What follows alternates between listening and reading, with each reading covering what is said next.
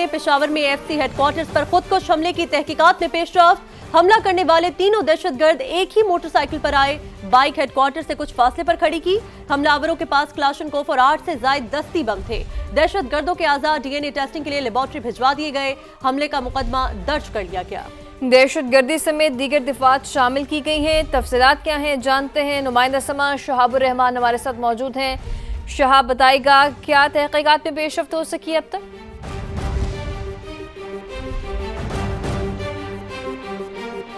जी देखिए, गुज़िश्ता रोज़ पेशावर के FC headquarter पर दहशतगर्दों के हमले का बाकायदा तौर पर मुकदमा तारा सीटीडी में दर्ज कर लिया गया है। इब्तिदाई तफ्तीश में ये सामने आया है कि तीनों दहशतगर्द एक ही मोटरसाइकिल पर जो है जाए वो कुआ पर पहुंचे थे और तफ्तीश में ये भी सामने आया है कि ये तीनों जो दहशतगर्द थे ये कोहाट रोड और सिविल क्वार्टर के रास्ते से ही जाए वो कुआ पर पहुंचे थे और हेडक्वार्टर से चंद ही फासले पर उन्होंने अपनी मोटरसाइकिल जो है वो पार्क की और फिर एक जो था वो पैदल जो हेडक्वार्टर है उस गेट की तरफ मुड़ा और वहां पर ही धमाके से खुद को उड़ाया और जो दो दहशतगर्द थे वो हेडक्वार्टर के अंदर दाखिल हुए। इनके जितने भी आज़ाद है वो सीटीडी के मुताबिक उन्होंने हासिल किए हैं और डीएनए के लिए लेबोरेटरी भिजवा चुके हैं और जो मोटरसाइकिल था उसको भी तहवील में लिया है और उसकी जो फ्रांसिक है वो भी की जा रही है। सीटीडी का ये कहना है कि तमाम तर पहलुओं से जितने भी जाए वकुआ है उसकी तफ्तीश की जा रही है और जितने भी वहाँ पे दीगर शवाहिद है उसको भी इकट्ठा किया गया है और उसकी भी तफ्तीश इस वक्त जो है जारी है। जितने भी इनके साथ असलहा और दस्ती बम थे वो भी